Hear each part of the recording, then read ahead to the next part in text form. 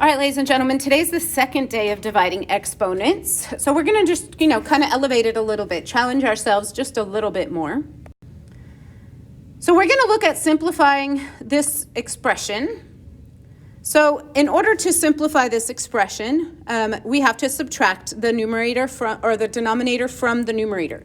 So this would be 1/2 minus 3/4. So obviously we would need to use either Desmos, or you may have to find a common denominator, which I'm actually going to go ahead and do by multiplying this one times 2. So this would be 4 and this would be a 2. So when I subtract, 2 minus 3 is a negative 1/4.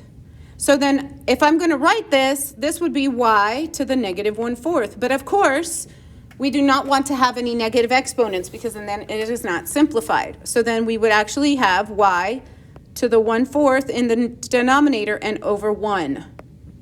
I don't know why I wrote it so close together like that.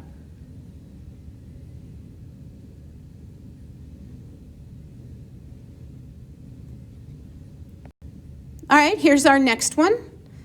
We're going to simplify this expression. So we would have 7/2 minus 3. And I'm going to go ahead and put that over 1. I am going to change it to a common denominator, so I'm going to multiply times 2. So this will be a 2, and this would become a 6.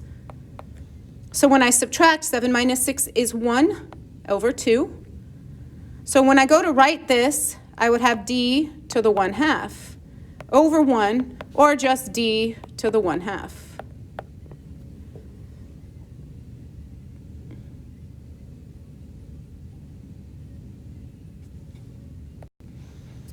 All right, here we go again.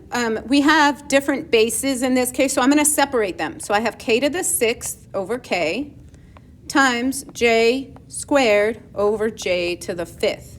So I'm actually going to break this down where I have a 1 here, so I'm going to subtract this. I have 6 minus 1, which is 5. And here I have 2 minus 5, which is negative 3.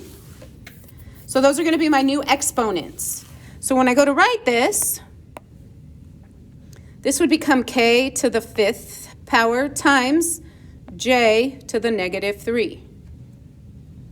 Now, of course, I do not want a negative exponent, so I'm going to put that over 1. And then I'm going to flip that second one. So then I'm left with k to the 5th in the numerator and j cubed, or j to the 3rd, in the denominator. So what I did here was I flipped this one by bringing it down to the denominator.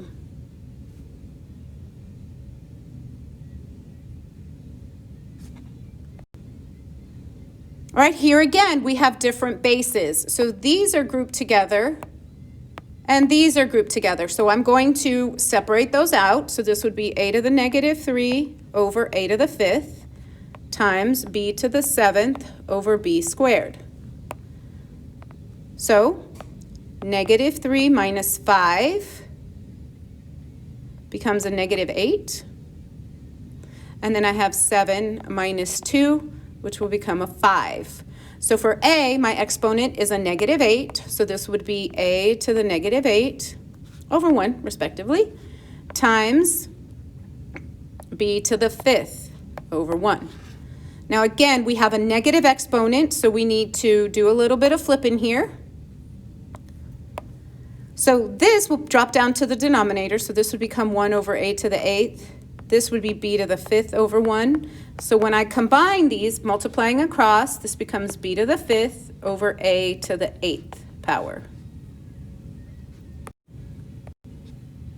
Okay, so now we have a situation here where we have a fraction that's being raised to a power. So when this happens, remember, that's like saying 4 squared and then x cubed squared. So what we're able to do here is basically distribute that 2 to everything inside. So 4 squared is 16, and x cubed squared. So this would be like x cubed, whoops, I don't know what that just happened, times x cubed, or x times x times x times x times x times x. So this gives you a total of 6 x's. So then this would be x to the 6th power.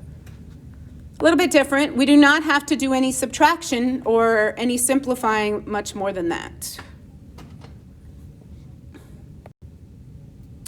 Now this one's a little bit different. Because we have that negative exponent, we do have to flip our fraction. So that's actually what I'm going to do first. I'm going to flip it over. So I'm going to put 5b in the numerator and a in the denominator, but it is still squared.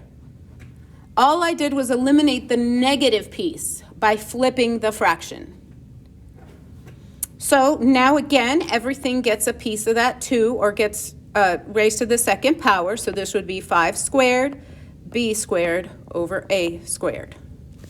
So 5 squared is 25, b squared stays b squared, and then a squared stays a squared. So then that would be as simplified as this one can get.